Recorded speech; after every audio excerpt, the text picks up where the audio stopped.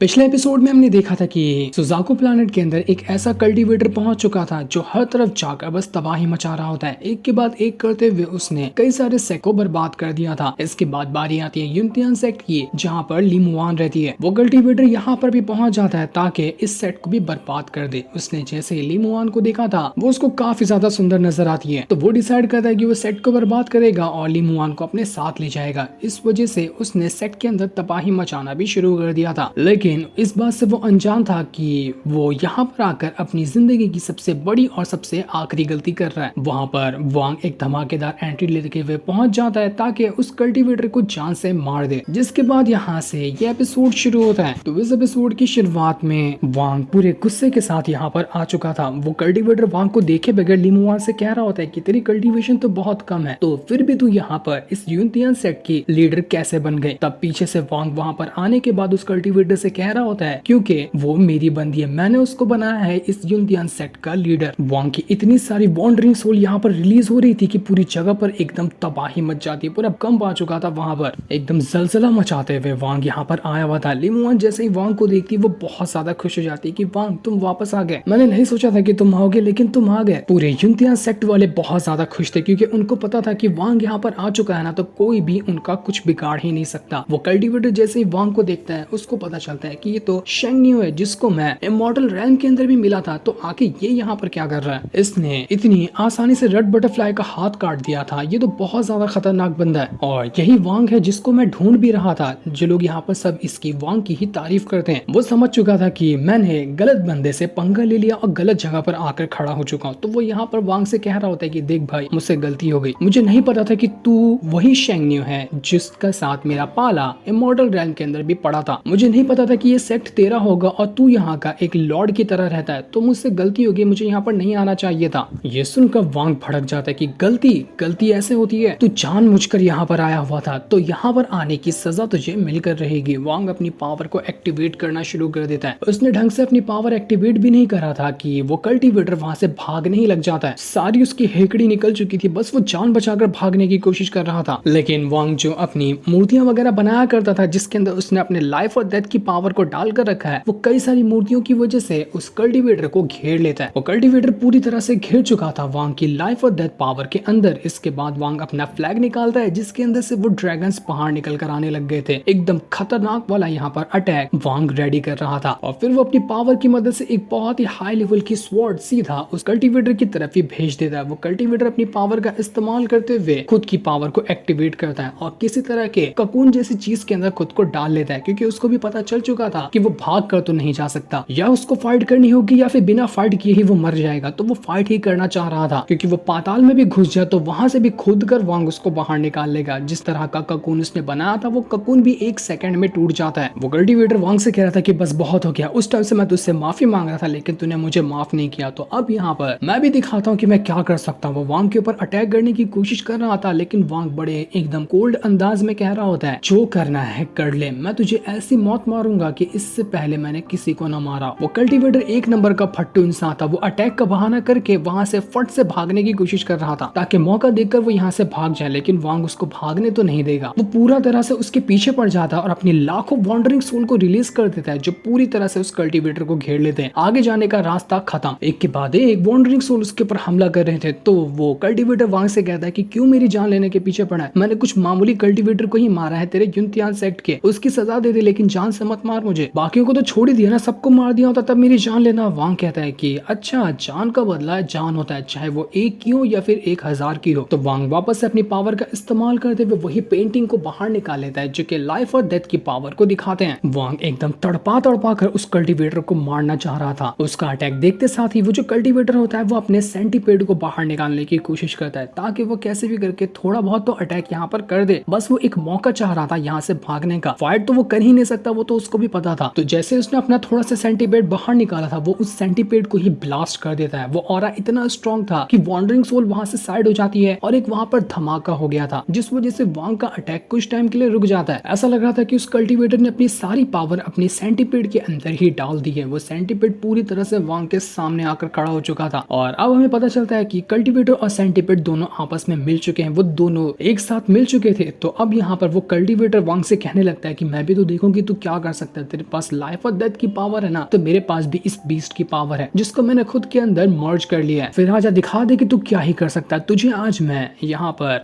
कुछ भी करने नहीं दूंगा, तेरे सामने मैं यहाँ से जिंदा जाकर दिखाऊंगा। इसके बाद जैसे वो वांग की तरफ बढ़ने वाला था, उसके ऊपर हमला करने के लिए वांग वहां पर अपनी और ज्यादा पावर को एक्टिवेट करना शुरू कर देता है। उसके लाइफ और डेथ की जो आर्टिस्टिक कंसेप्शन की पावर थी वो सारे के सारे कीड़ों को यहाँ पर कंट्रोल कर रही थी। वो सब कीड़े उस कल्टीवेटर के कंट्रोल से बाहर होने लगते हैं। इस वजह से वो जो सेंटीपेड था जिसकी बॉडी के साथ उस कल्टीवेटर ने खुद को मर्ज किया था, वो भी अपने अंदर से उस कल्टीवेटर को बाहर निकाल कर फेंक देता है। इस वजह से अब वो कल्टीवेटर वापस से पहले जैसा एक नॉर्मल इंसान बन चुका था। उसको समझ नहीं आता कि मेरे कीड़े मेरे खिलाफ कैसे हो गए, ये क्या हुआ मेरे साथ। सब कीड़े वगैरह जितने भी अटैक वगैरह थे सबको वांग ने अपने उसी लाइफ और डेथ की पेंटिंग के अंदर डाला था और पेंटिंग को वापस से अपने पास रख लेता है। पूरा इलाका एकदम शांत हो चुका था, जिस वजह से उस कल्टीवेटर की भी जान चली जाती है और वो भी पूरी तरह से पेंटिंग के अंदर कैद हो चुका था। पूरे सेक्टर में खुशी की लहर दौड़ जाती कि आखिरकार ये कल्टीवेटर मारा गया। वांग ने आकर इस कल्टीवेटर को मार दिया। वांग ने अपने लाइफ और डेथ के आर्टिस्टिक कंसेप्शन की पावर का इस्तेमाल इससे पहले इतना ज्यादा नहीं किया था जितना कि आज उसने किया है, और इसी का इस्तेमाल करते हुए उसने उस कल्टीवेटर को जान से मारकर खत्म कर दिया। उसका अस्तित्व ही उसने मिटा दिया होता है। ये चीज होता हुआ देखकर ली मुआन बहुत ज्यादा खुश होती है, लेकिन खुशी के साथ साथ उसकी हालत खराब हो रही थी तो वो गिरने वाली थी, लेकिन वांग सही टाइम पे वहां पर आकर उसको बचा लेता है। ली मुआन की हालत ज्यादा खराब थी तो वो बेहोश हो जाती है। वांग एल्डर वगैरह से कहता है कि मैं ली मुआन को लेकर जा रहा हूँ, अगर यहाँ पर कुछ और भी खतरा है तो जब तक कि वो खतरा आप लोग हैंडल कर लो, वैसे तो कुछ खतरा होगा नहीं यहाँ पर। इसके बाद वांग ली मुआन को लेकर फटाफट सेट के अंदर आता है और पिल वगैरह जो स्टोन थे उसके पास, उनकी मदद से वो उसको रिकवर करने की कोशिश कर रहा था ताकि जितनी भी हालत अभी ली मुआन की खराब हुई है वो सब धीरे धीरे करते हुए रिकवर होने लग जाए। सुबह से रात हो चुकी थी और रात से सुबह हो जाती है। काफी देर तक के वांग ने जब मेहनत की थी तो उसको थोड़ा थोड़ा उसकी मेहनत का फल दिखाई देने लगता है, क्योंकि अब ली मुआन को होश आने लग गया था। तो भागकर वांग उसके पास जाता है और उसका हाथ पकड़ लेता है ताकि उसको उठा सके। वो उसे कहता है कि ली मुआन अच्छा महसूस कर रही हो ना, ठीक तो लग रहा है तुम्हें, या फिर अभी भी वैसे ही कमजोरी लग रही है जैसा कि कुछ टाइम पहले तुम्हें लग रही थी। ली मुआन उसको कुछ नहीं बताती, बस यही एक सवाल पूछती कि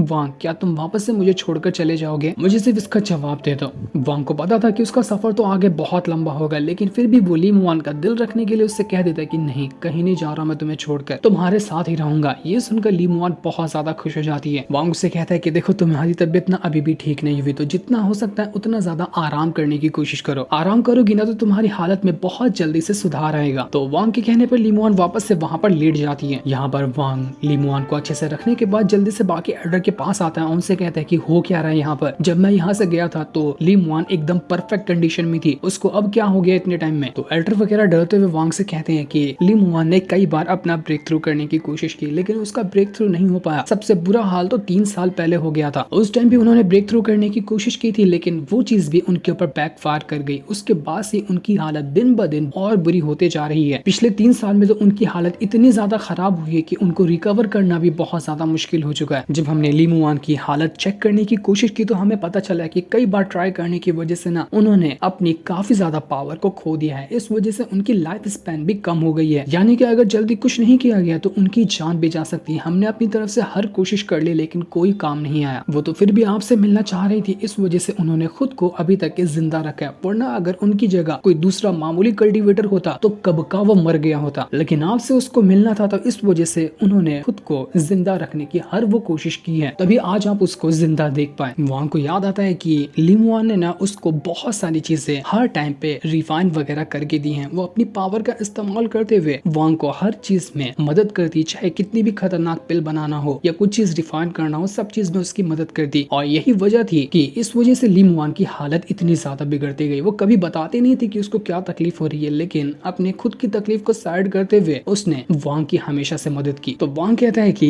जब ली मुआन ने मेरे लिए इतना कुछ किया है तो मुझे भी उसके लिए कुछ करना पड़ेगा। मानता हूँ कि ली मुआन की हालत अब बहुत ज्यादा खराब हो चुकी है, उसकी लाइफ स्पैन काफी ज्यादा कम हो गई है, लेकिन फिर भी मैं उसको ऐसे तो नहीं छोड़ सकता। वांग यहाँ पर सारे एल्डर से कहता है कि देखो मैं ना ली मुआन को यहाँ से बाहर ले जा रहा हूँ, बाहर वो जाएगी, थोड़ा घूमेगी ना तो उसकी हालत में सुधार आएगा। तो आज से ये जो सेट है वो आप लोगों के कंट्रोल में है, जब तक आप इस सेट को चलाओ मैं ली मुआन को यहाँ से ले जा रहा हूँ। और हाँ, किसी को ये बात नहीं पता चलनी चाहिए कि मैं ही हूँ वो शेंग नियो जिसने रेड बटरफ्लाई का हाथ काटा है, क्योंकि इस वजह से बहुत बड़ी गड़बड़ी भी हो सकती है। तो सारे एल्डर कहते हैं कि वांग आपको टेंशन लेने की जरूरत नहीं, हम सारे के सारे डिसेबल की मेमोरीज को इरेज कर देंगे ताकि उनको याद ही ना रहे कि आज के दिन हुआ क्या था। लेकिन 2 दो एल्डर होते हैं वो यहाँ पर वांग से कह रहे थे कि हम भी ली मुआन के साथ जाना चाहते ताकि उनकी सेफ्टी का थोड़ा सा ख्याल रख सके, क्या पता आपको कभी रास्ते में हमारी जरूरत पड़ जाए, जिस पर वांग भी उनको अपने साथ लेने के लिए मान जाता है। इसके बाद वांग ली मुआन को एक दूसरे घर में ले आता है जो जगह थोड़ी सेट के बाहर बनी हुई थी। वहाँ पर लाकर वो ली मुआन को अच्छे से रख देता है और कमरे से बाहर आने के बाद वो जल्दी से उस पगोड़ा को बाहर निकाल लेता है जिसके अंदर टिंगर मौजूद थी। साओ ने वांग से कहा था कि इस पगोड़ा के अंदर उसके आर्टिस्टिक कंसेप्शन की पावर है, तो वांग ने ये सोचा था कि क्या पता इस पगोड़ा को यहाँ पर निकालने के बाद इसका जो ऑरा होगा वो ली मुआन को कुछ देर के लिए रिकवर करने में कोशिश कर सकता है। तो उसने उस पगोड़ा को बाहर निकाल लिया था, जिस पगोड़ा की पावर चारों तरफ फैल जाती है। लेकिन ये इतनी खतरनाक पावर थी कि इस वजह से वो दो एल्डर जो वहां पर खड़े थे उनकी भी हालत खराब हो जाती है, जो देखकर वांग भी हैरान रह जाता है कि ये पावर तो काफी ज्यादा स्ट्रॉन्ग है। ये सीन दिखा रही है, ये एपिसोड यहीं पर एंड हो जाता है।